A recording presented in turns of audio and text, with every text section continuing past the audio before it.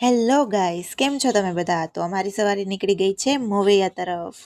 જો બધા કેટલા ખુશ છે મોવૈયા જવા માટે. અને આ જો મારી બેન ન્યાય હખણી નથી રહેતી, ન્યા વિડીયો બનાવો છે કે મારે કોહિનૂર વાળો વિડીયો બનાવો છે. ને આ અમારી ઢબુડી વચ્ચે હલવાઈ ગઈ ને કાંઈ કે હે મને કાઢો હવે અહીંયાથી.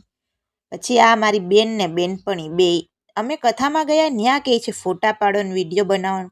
અને મારી બેન તો જો નખરા કરે, આમ જો જો એના નખરા જો હો.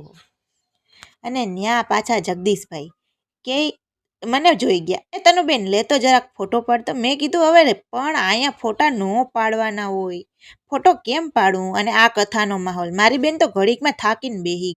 આ મારા માસી થાકીને બેહી ગયા. અને મારી બેન જો પછી ત્યાં બહાર મેળો હતો તો અમે ઢબુડીને બહાર મેળામાં લઈ ગયા ગાડીમાં ફેરવવા માટે. જો તો ઢબુડી કેટલી ખુશ થાય ને કાંઈ.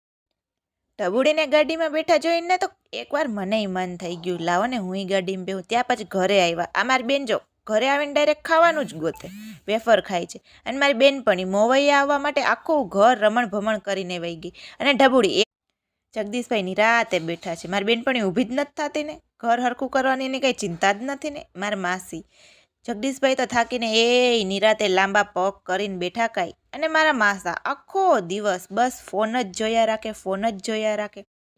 અને આ મારી બેન ન્યા જોતો આમ ક્યાં ઠેઠ ધાની ઢબુડીની સાયકલમાં બેસી ગઈ. પાછી ઢબુડીને કે ધક્કો માર, અને ઢબુડી પાછું ધક્કોય મારે ને પાછી ખુશ થાય. જોતો આમ જોતો નાના છોકરાને અરે નાની છોકરી થઈ ગઈ છે પાછી. અને બે હારે દાંત કાઢે.